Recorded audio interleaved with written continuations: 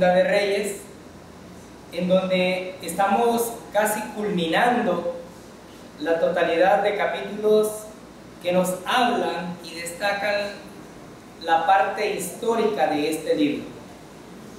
Reyes es el libro que fue escrito al pueblo de Israel, y como pueblo de Israel tiene un contexto eminentemente histórico para nosotros.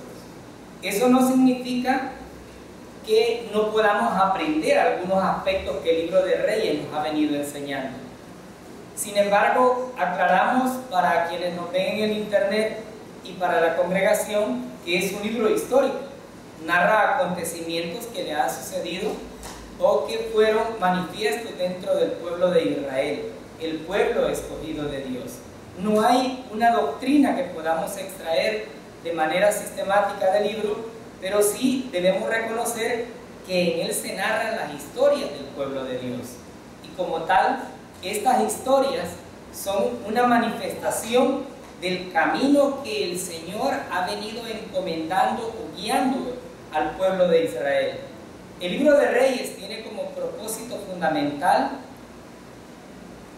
en demostrar el destino que se expresa a todos los israelitas que se niegan a hacer de su Dios su verdadero líder. Es decir, hemos visto cómo cada uno de los reyes ha venido teniendo la asesoría de los profetas, ha venido recibiendo manifestaciones, los profetas hablando en el nombre del Señor, pero muchos de estos han tendido a desviarse de los caminos del Señor. Sobre esta base, nosotros debemos de reconocer que el libro de Reyes, en el hebreo, únicamente es un solo libro, pero que su división, tal como ahora lo podemos ver en las distintas Biblias, según sea la versión, fue debido a la división de la Septuaginta y la traducción. En ese sentido, el libro de Reyes, tanto el primer libro como el segundo, narra desde la muerte de David, allá por el año del 970 a.C., y el exilio de Judá en el año 586 a.C. Son acontecimientos que están dentro de la parte histórica del pueblo de Israel, pero como muchos de nosotros conocemos hasta hoy, tienen una enseñanza para la iglesia. Y por eso en esta iglesia se estudia libro por libro y versículo por versículo, para que cada uno de nosotros aprendamos de las historias del pueblo de Israel, qué han estado haciendo estos reyes y cómo lo está viendo a los estándares y los ojos de Dios. Obviamente, dentro de nuestro contexto podemos decir hasta este momento cuántos errores tuvieron los reyes, cuántas veces se equivocaron, pero nos quedaríamos cortos porque en el momento en que el libro de Reyes fue escrito, ellos no tenían la Biblia completa. Por lo tanto, ahora nosotros podemos autoexaminarnos y llegar al punto de discernir cuánto nos hemos equivocado nosotros dentro de lo que realmente es la vida cristiana. Notemos en este caso que el propósito determina que el pueblo de Israel tenía un auténtico líder, Dios Jehová.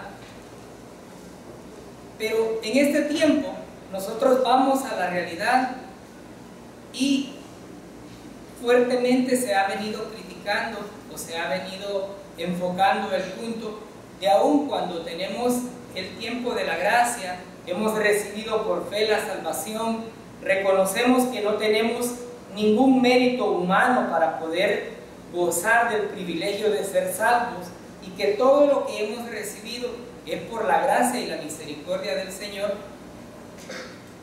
Y llegamos a ese punto donde decimos cuántas veces los israelitas se equivocaron como pueblo de Dios, pero cuántas veces nosotros hemos externado cuántas equivocaciones.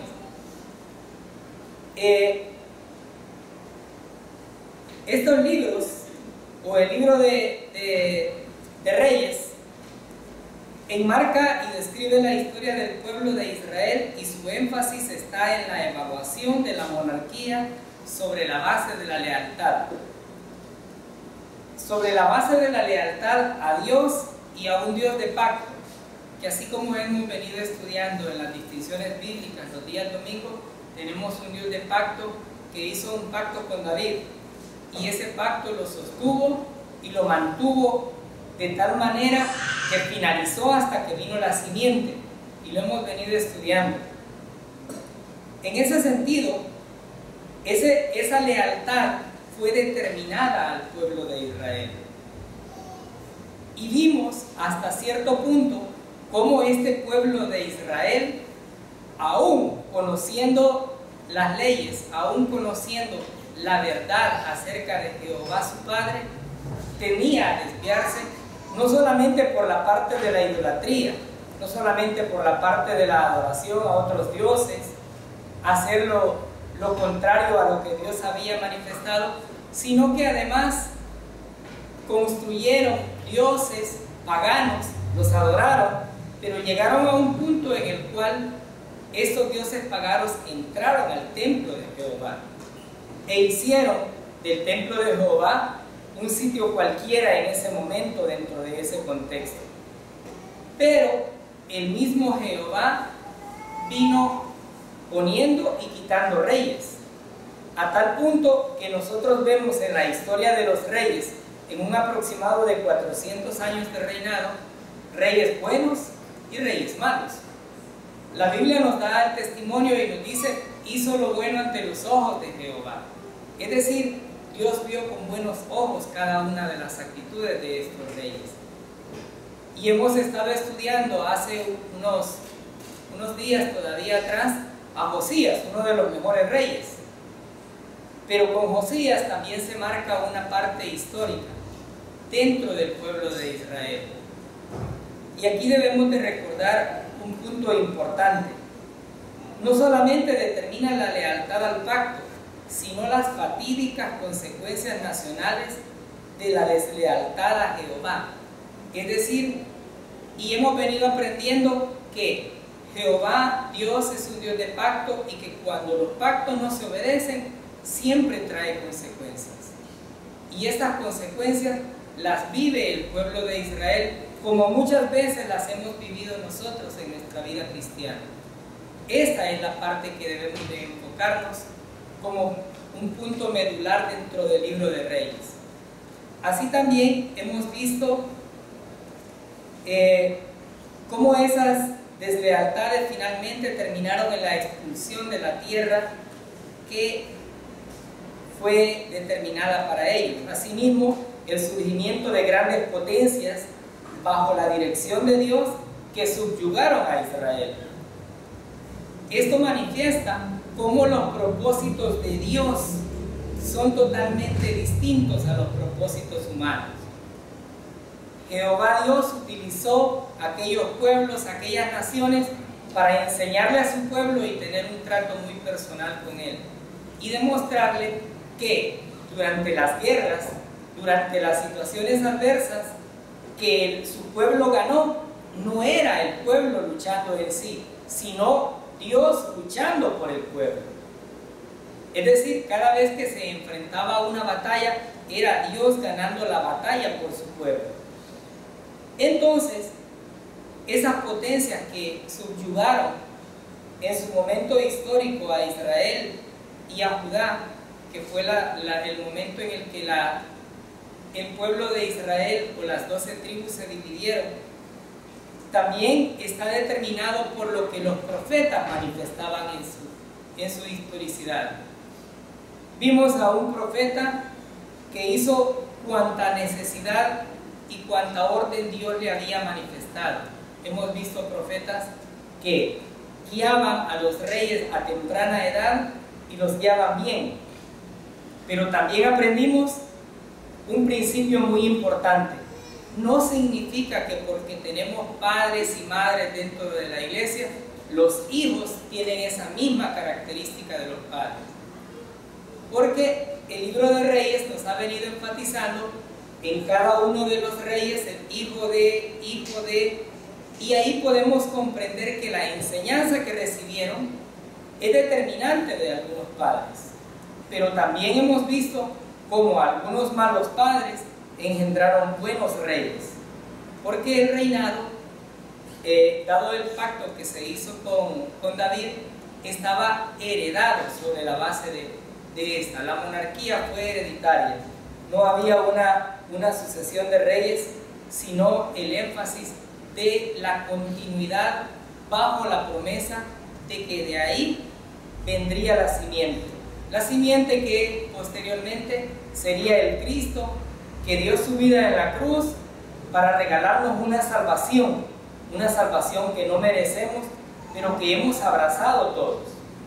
Hemos abrazado porque reconocemos que la obra fue perfecta en Él, no en nosotros. Muchas veces yo me pongo a pensar y digo, ¿qué hubiese sucedido si nos hubiese tocado hacer un porcentaje de esa obra? ¿En qué momento como cristianos hubiésemos pensado, estoy a punto de concretar ese porcentaje? ¿O qué hubiese sucedido en el andar cristiano con los altibajos que la vida práctica tiene? El pueblo de Israel tenía esa condición. Hoy, en el estudio que vamos a tener en el capítulo 25 del libro de Reyes, se enfatiza cómo Dios está concretando los planes que son para instruir, para enseñar y para exhortar a su pueblo de Israel y demostrarles quién es el verdadero Dios. Asimismo, hemos venido estudiando que el Señor, a través de su palabra, exhortó a su pueblo por medio de los profetas y los reyes. Esas exhortaciones fueron el contexto que nos trae ahora para ver la concreción de Jehová ante su pueblo Israel y Judá. Y para que vayamos contextualizando, los voy a invitar para que vayamos ahí cerquita a Segunda de Reyes, capítulo 17. Segunda de Reyes 17.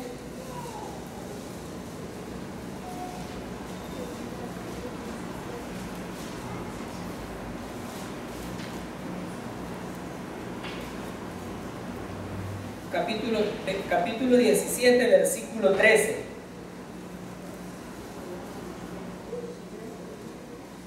Y dice la palabra del Señor: Jehová amonestó entonces a Israel y a Judá por medio de todos los profetas y de todos los videntes, diciendo: volveos de vuestros malos caminos y guardad mis mandamientos y mis ordenanzas, conforme a todas las leyes que yo prescribí a vuestros padres y que os he enviado por medio de mis siervos los profetas. ¿Tenía exhortaciones el pueblo? Sí. ¿Tenemos exhortaciones como iglesia de aquello que debemos y que no debemos hacer? Sí. Veamos otra de las exhortaciones que aparece en el capítulo 22. Vamos al capítulo 22. Versículo del 13 al 17.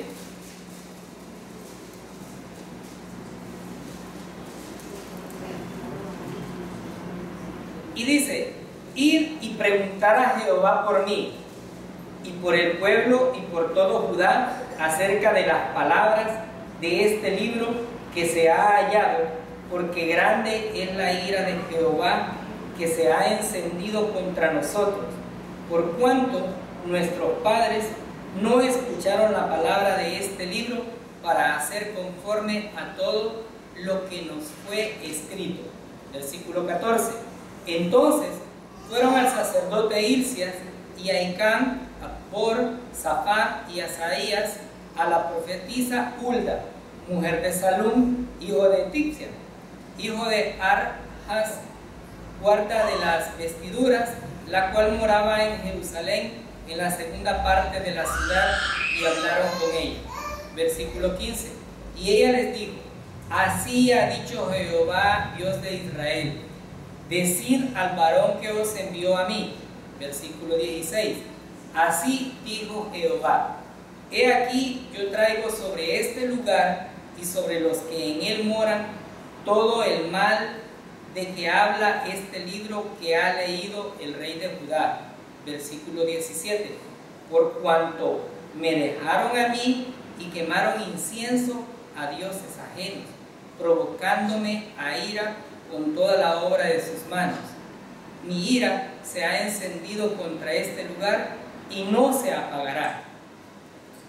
¿Había claridad en el pueblo de Israel lo que estaba sucediendo? Había. El Señor los había exhortado por medio de los profetas ante la situación que ellos estaban viviendo.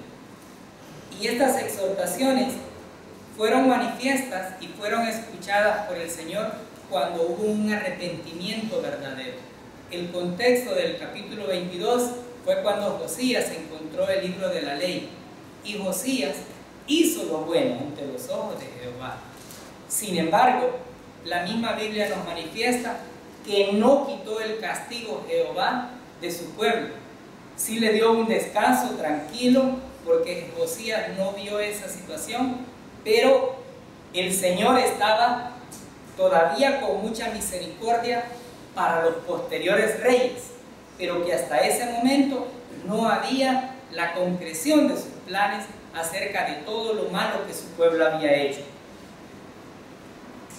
El contexto de este capítulo que vamos a estudiar en el libro de Reyes lo encontramos en Segunda de Crónicas. Quiero invitarles para que vayamos al libro de Crónicas, Segunda de Crónicas, capítulo 36, del 1 al 7.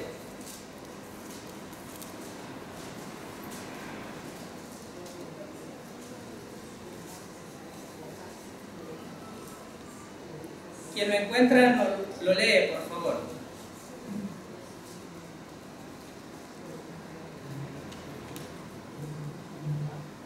Entonces el pueblo de la tierra tomó a Joacás, hijo de Josías, y lo hizo rey en lugar de su padre en Jerusalén. De 23 años era Joacás cuando comenzó a reinar, y 3 meses reinó en Jerusalén. Y el rey de Egipto lo quitó de Jerusalén y condenó la tierra a pagar 100 talentos de plata y 1 de oro. Y estableció el rey de Egipto a Eliaquim, hermano de Joacás, por rey sobre Judá y Jerusalén, y le mudó el nombre de Joacim, y a Joacás su hermano llamó Necao, y lo llevó a Egipto.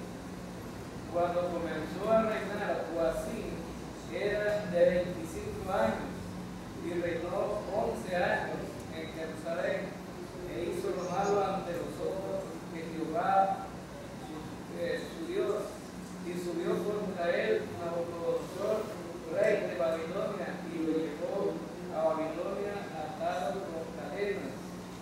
También llevó a Nabucodonosor a Babilonia de los utensilios de la casa de Jehová, y lo puso en su templo en Babilonia. Los demás hechos. Veamos en este contexto. Anteriormente hemos estudiado cómo muchos de los reyes o algunos de estos reyes mostraron todo lo que tenía en palacio, pero cuando el profeta reconoció lo que a este rey había hecho, le dijo: todo lo que los babilónicos han visto, todo va a pasar y va a ser saqueado. Esa manifestación de profecía ya estaba siendo cumplida dentro de este contexto. Regresemos al segundo libro de Reyes. En este contexto hemos visto cómo el pueblo estaba determinando, ya no por medio de la característica principal del reinado, sino la imposición que el rey Nabucodonosor estaba realizando, porque éste había ya tomado básicamente el pueblo de Israel, y ahora iba a ser Nabucodonosor siendo usado para manifestar el cumplimiento de lo que Jehová Dios había dicho. Regresemos al segundo libro de Reyes, capítulo 25, y nos dice el versículo 1: aconteció a los 9 años de su reinado, en el mes 10º, a los 10 días del mes, que Nabucodonosor, rey de Babilonia, vino con todo su ejército contra Jerusalén y la sitió. Levantó torres contra ella alrededor. Versículo 2: y estuvo la ciudad sitiada hasta el año 11º del rey Sedequías. Versículo 3: a los 9 días del cuarto mes prevaleció el hambre en la ciudad hasta que no hubo pan para el pueblo de la tierra. Hagamos una pausa ahí. Vemos aquí ya el protagonismo que toma Nabucodonosor, y por eso decíamos anteriormente, pueblos, naciones, siendo utilizadas por Dios para enseñar a su pueblo de Israel cómo, ante haber hecho las cosas negativamente, ahora pagarían las consecuencias. Es decir, aquí podemos ver la caída del pueblo de Jerusalén. Y aquí hay unas palabras que muchas veces nosotros las podemos asociar. Una de ellas es el hecho de que Nabucodonosor reconocía el poder que Dios tenía ante su pueblo de Israel, y por lo tanto dice, vino con todo su ejército. ¿Sabía Nabucodonosor del poder que había de Jehová con su pueblo de Israel? Sí lo sabía. Otro de los puntos que debemos de observar es que la sitió. Muchas veces nosotros la palabra sitió no la identificamos, pero fue como ejemplo en el tiempo de la guerra. Habían ciudades o pueblos que las Fuerzas Armadas, o ya sea la parte del FMLN como guerrilla, decían: oye, hay toque de queda, a tal hora ya no se puede ver a nadie. Y cuando se tomaban aquellos pueblos, entonces sitiaban el lugar, y era absolutamente de ellos para poder hacer conforme a lo que ellos querían. En este caso, Nabucodonosor está sitiando la ciudad de Israel, pero también reconoce que su ejército también tiene ese poder. Y veamos otro punto importante en esto. Y dice: y estuvo la ciudad sitiada hasta el año 11º.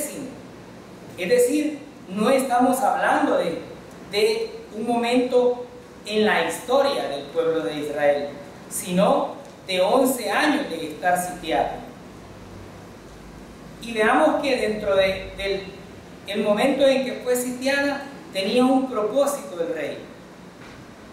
Y lo encontramos más adelante cuando decimos: a los 9 días del cuarto mes prevaleció el hambre en la ciudad hasta que no hubo pan para el pueblo de la tierra. Hermanos, ¿cuántas veces nosotros podemos ver que cuando hay situaciones adversas o lugares donde han sido sitiados, hay un momento en que la comida se terminó? Y cuando la comida se terminó, también van decayendo las fuerzas. El propósito de Nabucodonosor estaba centrado en apoderarse totalmente.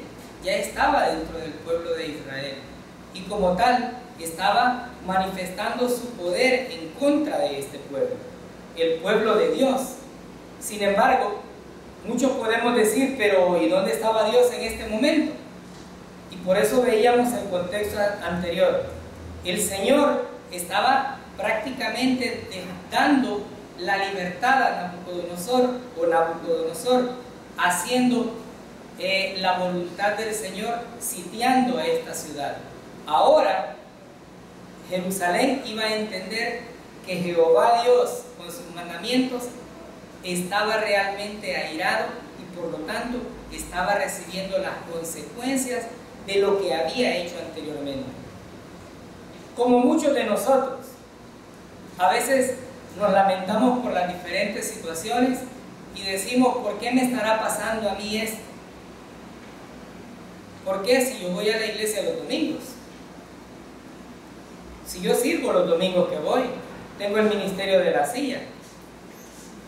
Y dentro de este contexto, nosotros podemos ver que hasta este punto ya el hambre estaba apremiando. Yo no sé cuánto tiempo tenían estas personas de no comer. Tampoco sé cuánto tiempo podían soportar esta situación. Pero las promesas del Señor son manifiestas y son reales. Estaba tratando con su pueblo. Y estaba tratando de una manera bien difícil, porque habían tenido toda la prosperidad que el Señor les había manifestado. Habían tenido todas las bendiciones, pero ahora Nabucodonosor estaba tratando con este pueblo. Por cuantas cosas malas habían hecho, ahora estaban pagando esas consecuencias. En ese sentido, nosotros debemos de reconocer que las promesas que han sido hechas para la iglesia y los mandamientos que han sido puestos para la iglesia también tienen una consecuencia cuando nosotros humanamente desafiamos la voluntad del Señor. A veces creemos que no la estamos desafiando, pero cuando nuestras actitudes van más allá de lo que el Señor manda, entonces consciente o ignorantemente estamos haciendo ese desafío. Y como consecuencia debemos de estar claros: Dios disciplina a sus hijos. Sin embargo, como muchos de los reyes, no debemos de cansarnos de clamar y de pedir misericordia y piedad a nuestro Señor. Él nos ha manifestado a través de su palabra como si oye estas súplicas. Pero Él también necesita un cambio de actitud en nuestras vidas. Y ese cambio de actitud únicamente puede verse reflejado en la vida práctica. Israel en su vida práctica tuvo muchos desvíos, muchos traspiés alrededor de lo que hizo. Y ahora va a pagar esas consecuencias por medio de Nabucodonosor. Veamos el versículo 4. En el versículo 3 destacábamos cómo la falta de pan y el hambre generó un problema para el pueblo de Israel. Versículo 4. Abierta ya una brecha en el muro de la ciudad, huyeron de noche todos los hombres de guerra por el camino de la puerta que estaba entre los dos muros, junto a los puertos del rey, estando los caldeos alrededor de la ciudad, y el rey se fue por el camino del Arabá. Versículo 5. Y el ejército de los caldeos siguió al rey y lo apresó en las llanuras de Jericó, habiendo sido dispersado todo su ejército. Versículo 5. Veamos, hagamos una pausa en este punto. Los hombres de guerra eran la defensa humana que el pueblo de Israel tenía. Pero obviamente, cuando vieron el poderío que el imperio adverso traía, no tuvieron otra más que huir. Pero aquí también vemos cómo un rey se interesa por su propio bienestar y deja a su pueblo. Por lo tanto, tenemos algunos principios que tomar. Uno de ellos radica en el hecho de que aun cuando las adversidades vayan mal, la firmeza y la fe en el Señor debe ser nuestro principal o nuestra arma principal en el desarrollo de la vida cristiana. 2. Este rey estaba huyendo de una situación que obviamente era crítica. La ciudad estaba sitiada, no había comida. Por lo tanto, los hombres del ejército, los hombres de guerra también estaban abandonando. Entonces, vemos cómo estos están huyendo de las consecuencias que ahora estaban recibiendo producto de todas las abominaciones que anteriormente habían hecho. Y veamos los versículos 6 y 7 para continuar con esta parte. Recordemos hasta este momento que el rey ya había sido capturado. Y dice el versículo 6, preso, pues el rey le trajeron al rey de Babilonia en Ribla y pronunciaron contra él sentencia. Degollaron a los hijos de Sedequías en presencia suya, y a Sedequías le sacaron los ojos y atado con cadenas lo llevaron a Babilonia.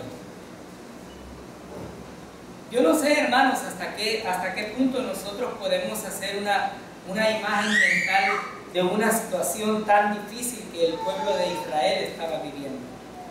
En primer momento vemos cómo su ejército lo abandona.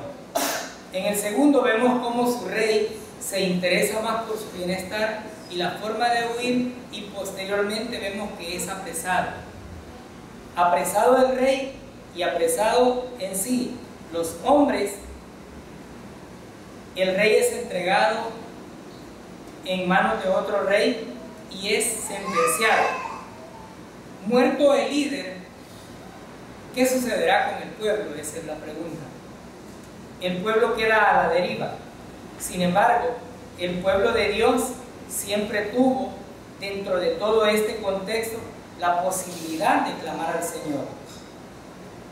Pero hasta donde hemos leído, no hay ninguna manifestación que diga el rey se postró ante el Señor, ante la situación, y adoró, se arrepintió, se vistió de cilicio.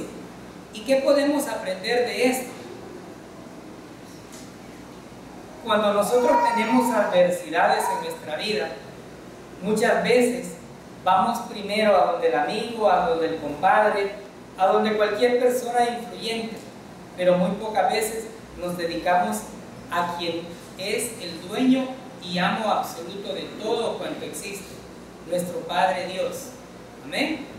Sin embargo, aquí estamos viendo cómo estos que estaban egoístamente librando sus propios intereses, o tratando de librar sus propios intereses, tratando de evadir la justicia divina que ya había sido dictada. Y aquí quiero que hagamos un punto muy importante en esto, porque el mundo secular enseña que si usted huye de los problemas los dejó atrás. Pero si los problemas son de una naturaleza humana o una naturaleza espiritual, créanme que Dios, aunque usted se vaya de un país, de una nación a otra, la relación con el Señor siempre va a ser determinante y va a estar puesta sobre cada uno de nosotros. Lo que significa que las consecuencias no las vamos a omitir. Cada uno de nosotros toma decisiones que muchas veces llegamos a un punto de la realidad en donde aparentemente olvidamos que lo que hicimos es negativo ante los ojos del Señor, pero que recibimos la consecuencia. Y nuestros líderes han venido manifestando que no todas las enfermedades son producto o consecuencia de un pecado, pero que muchas veces, algunas de ellas, Dios nos tiene quietos para que realmente reconozcamos su grandeza y su majestad.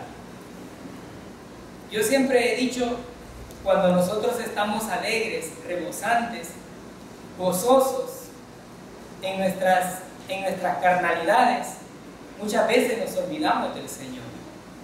Y es entonces cuando el Señor nos manifiesta sus propósitos, nos habla a través de las predicaciones, a través de las enseñanzas, y nos trae una disciplina para que volvamos al camino correcto, porque esa es la maravillosa gracia del Señor, que Él no quiere que nosotros nos perdamos.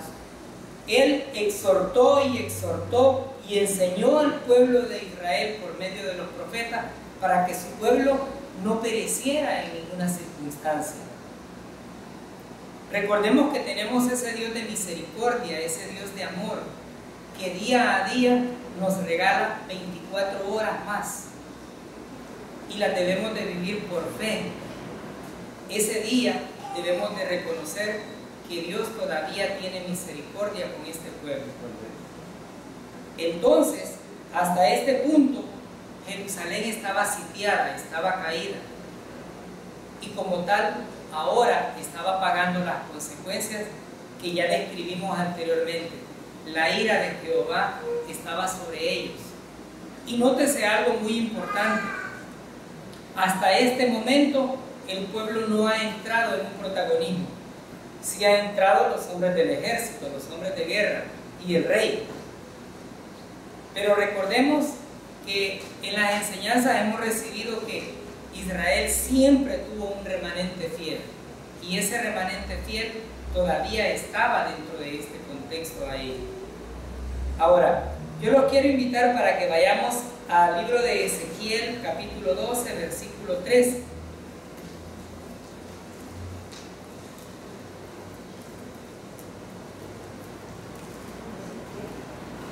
Ezequiel, capítulo 12. Ezequiel 12, 13.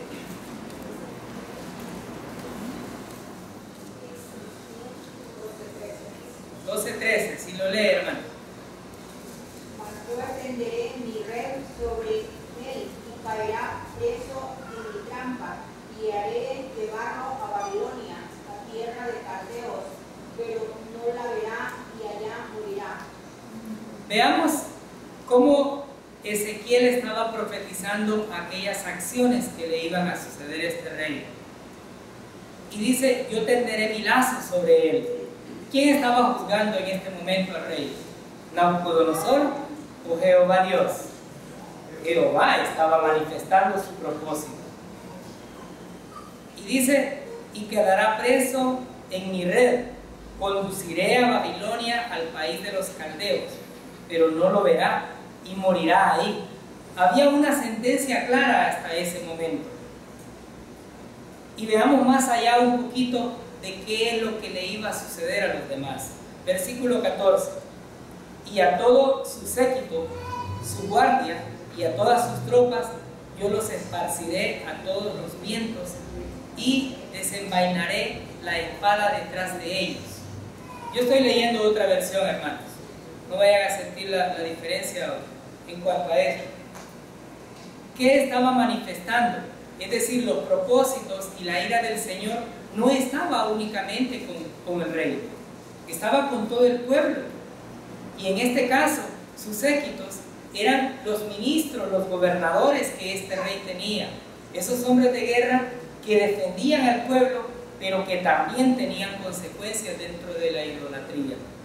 Aún cuando Josías leyó el libro de la ley y destruyó cuanta abominación hubo en el templo del Señor, venimos viendo cómo otros reyes continuaron haciendo lo malo ante los ojos del Señor.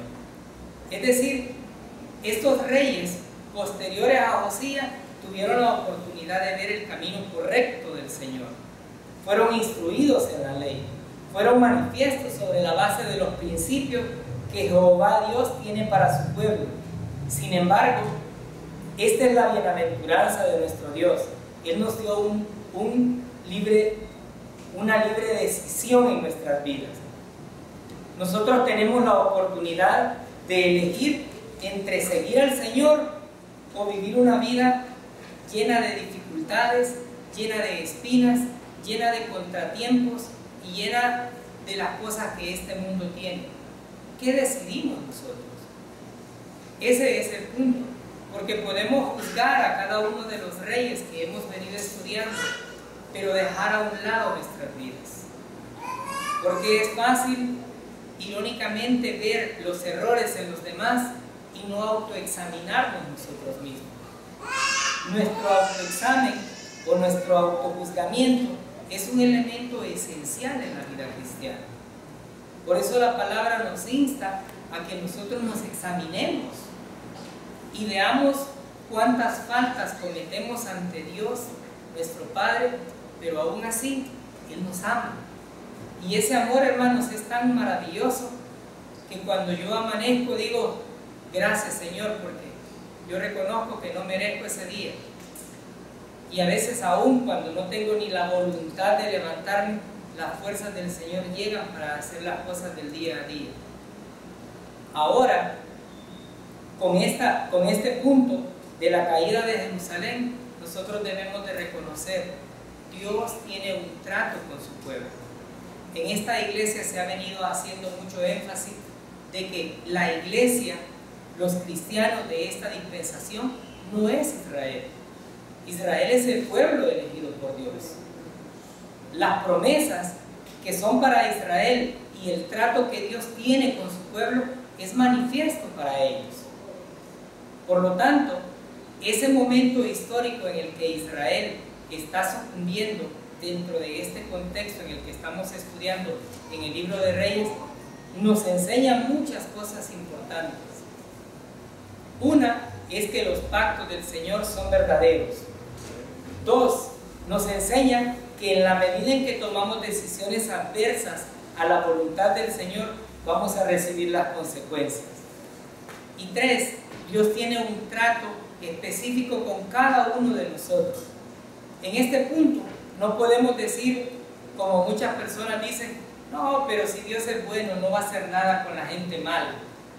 Nosotros hemos venido estudiando que tenemos un Dios justo y que hasta el momento no rae toda la situación que vive nuestro país y lo que nosotros vivimos, porque está esperando y porque es un Dios de misericordia, amén, y está esperando el arrepentimiento, así como muchos de nosotros aún todavía tenemos cosas que nos separan del Señor, ya sea trabajo, propiedades, carros, es decir, cualquier cosa que nos separe del Señor nos llega al punto de ser un israelita más dentro de la idolatría. Y el pueblo de Israel y el pueblo de Jerusalén en sí estaba realmente con un problema bien serio, porque las consecuencias de esta situación no iban a pasar por alto. Entonces, aprendamos eso. El Señor no nos va a dejar pasar por alto las situaciones que nosotros tengamos. Nuestras debilidades, nuestras faltas deben de ser reconocidas. Y yo doy gracias a Dios cada momento y digo, bendito Dios porque nos dejó una puerta. En 1 de Juan 1:9, si confesamos nuestros pecados, Él es fiel y justo para perdonar nuestros pecados y limpiarnos de toda maldad. Amén. Entonces, hemos venido viendo dentro de este contexto cómo Jerusalén ahora está siendo realmente disciplinada por su Padre. ¿Cuántos de nosotros a veces recibimos la disciplina, pero decimos, tuve mala suerte, no me fue bien en esto? Todavía seguimos creyendo que nuestras vidas están supeditadas a lo que el destino humano tiene o a lo que la voluntad humana determina. Y es aquí donde debemos de reconocer, como dice un salmo muy importante, de Jehová es la tierra y su plenitud y todo lo que en ello habita. Nosotros simplemente somos los siervos. Nosotros no podemos doblarle el brazo a nuestro Creador y decirle haz las cosas como realmente yo quiero. Y aquí hemos dicho que la lógica humana dentro de los pensamientos de Dios no tiene nada que ver. No es esa la determinación. No soy yo diciéndole al Creador cómo hacer las cosas. Es el Creador manifestando su soberanía para demostrarnos cómo hace las cosas. El reinado de estos reyes tuvo como manifestación preparar a un pueblo que en los tiempos finales o en el milenio va a tener un solo rey y demostrará cómo realmente es la forma de gobernar. Los seres humanos siempre hemos venido queriendo tener poder. Los reyes lo tuvieron naciones a su cargo. Sin embargo, muchas de estas naciones fueron mal enseñadas, mal instruidas, y ahora, como consecuencia de esa mala enseñanza, estamos viendo esta evidencia. Vayamos a los siguientes versículos. El epígrafe en el versículo 8 y 10, versículo 8 nos dice: cautividad de Judá. Es decir, Jerusalén ya cayó. Históricamente nos narra cómo fue sitiada durante un cierto periodo, qué le sucedió cuando ya se quedaron sin pan, y ahora vamos a ver qué le sucede a Judá. Leamos el versículo 8 al versículo 10.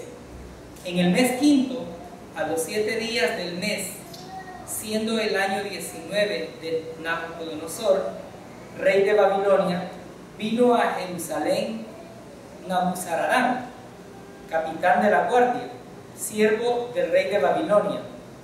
Versículo 9, y quemó la casa de Jehová y la casa del rey, y todas las casas de Jerusalén, y todas las casas de los príncipes quemó a fuego. Versículo 10, y todo el ejército de los caldeos que estaba con el capitán de la guardia derribó los muros alrededor de Jerusalén. La importancia de los muros ya se ha venido diciendo que era una forma de proteger la ciudad. Caídos los muros, evidentemente, ya Judá también estaba al margen y al borde de la disciplina que Jehová Dios estaba manifestando. Pero veamos cómo la soberanía del Señor es manifiesta en este punto. Nabucodonosor, como rey, envía a alguien para que haga las labores que van obviamente para enseñar a su pueblo de Israel cosas muy importantes. Y aquí podemos destacar algunos puntos que debemos de ver cómo los babilónicos estaban haciendo el daño a su pueblo de Israel. Primero, recordemos qué significaba la casa de Jehová para los israelitas. El lugar de adoración en donde estaba el punto principal de adoración a Jehová Dios. ¿Qué sucedía al quemar la casa de Jehová? Estaba prácticamente yendo en contra de la fe que estos estaban profetizando y al mismo tiempo eliminando el lugar santo donde ellos manifestaban el estudio de la palabra del Señor. Segundo, la casa del rey.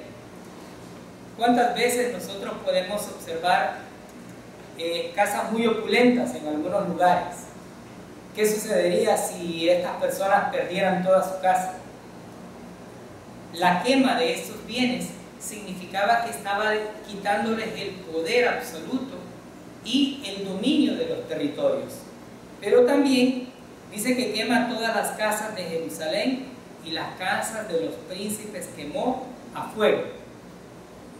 Es decir, estaba sitiada, la ciudad había quedado destruida. Este pueblo estaba ahora viendo una ciudad de escombros, una ciudad de cenizas. Pero aquí no entra únicamente el problema, sino que Nabucodonosor, por lo que ya hemos estudiado en el libro de Daniel, posteriormente iba a tener un trato con Dios. Sin embargo, hago esta aclaración porque algunas veces diríamos, quemó la casa del Señor y ¿qué le va a pasar? Bueno, el Señor tratará con cada uno de nosotros conforme a su santa voluntad. Y este es el relato histórico de lo que estamos viendo. En el versículo 10 dice, y todo el ejército de los caldeos que estaba con el capitán de la guardia derribó los muros de alrededor de Jerusalén. La protección de los muros se terminó. Ahora la ciudad estaba abierta a dispensas del rey de Babilonia, y este rey iba a determinar qué hacer con la ciudad. Dios estaba permitiendo que un inconverso hasta ese momento hiciera cuanto quisiera con la ciudad. Y es que no podemos hasta este punto decir el Señor estaba realmente haciendo algo malo, porque hemos visto cómo vino exhortando y que ahora está haciendo el cumplimiento de aquellas promesas que manifestó. Es decir, aquí confirmamos que los pactos en ese tiempo eran condicionales. El pueblo hacía lo bueno ante los ojos de Yahvé y el pueblo recibía bendiciones. Ahora examinemos nuevamente nuestras vidas. Cuando nosotros hacemos las cosas adversas a lo que el Señor quiere, ¿verdad que no siempre recibimos la disciplina que merecemos? No siempre. Pero tenemos ese Dios de misericordia que hay un momento cumbre en la historia de los pueblos, y lo hemos visto con los juicios, que va a traer cada situación adversa, que va a traer esa consecuencia, y que por ende nosotros no estamos exentos de ningún tipo de esa situación. En el versículo 11 los voy a invitar para que los leamos. Y a los del pueblo que habían quedado en la ciudad, a los que habían pasado al rey de Babilonia y a los que habían quedado de la gente común, los llevó cautivos Nabuzaradán, capitán de la guardia. Versículo 12: mas de los pobres de la tierra dejó Nabuzaradán, capitán de la guardia, para que labrasen las viñas y la tierra. Veamos el trato que le está dando en este caso. El pueblo de Israel venía de tener una autonomía, un pueblo pujante que había ganado guerras y que siempre Jehová había estado al frente de ellos. Pero ahora el mayor problema es que iban a ser servidores, iban a ser esclavos. Ya no iban a tener todo el dominio que ellos tenían. Pero no solo eso, sino que además iban a tener que continuar pagando un tributo al rey para poder seguir viviendo. Entonces, el Señor estaba tratando no solamente con la parte de la disciplina, sino con la parte económica de su pueblo. Y notemos en este punto que se lleva a los ricos o a la gente pobre, la deja prácticamente, para que esta gente pueda realmente labrar la tierra. Y aquí en este versículo nosotros podemos ver algo muy importante, con lo cual en esta iglesia siempre se ha diferido del evangelio de la prosperidad. Habían ricos y pobres. El pueblo de Dios tiene ricos y pobres, hermanos, mientras que otros falsos maestros están diciendo que nosotros no venimos a esta tierra para ser pobres, pero el pueblo de Dios tiene estas características. Por lo tanto, aquí comprobamos que la enseñanza que otros falsos maestros tienen va en contra de lo que el Señor nos está mostrando en este punto. Y aquí realmente es donde nosotros vemos qué sucede con este pueblo. Un pueblo que, influenciado por los reyes, había tenido la oportunidad de desistir, de tomar las malas decisiones, pero que al mismo tiempo había acompañado en la idolatría y en las abominaciones ante el Señor. El tiempo, hermanos, se nos fue. Nos vamos a quedar hasta este punto, no sin antes reconocer que cada uno de nosotros, hermanos, somos salvos por gracia. Y no debemos de cansarnos de darle gracias al Señor por esas misericordias que día a día nos muestra. Cada uno de nosotros debe de aprender que el libro de Reyes fue escrito para que aprendiésemos de lo que los reyes hicieron en su mayordomía, y que obviamente nosotros también tenemos una responsabilidad dentro de la iglesia. Nos ponemos en pie para despedir.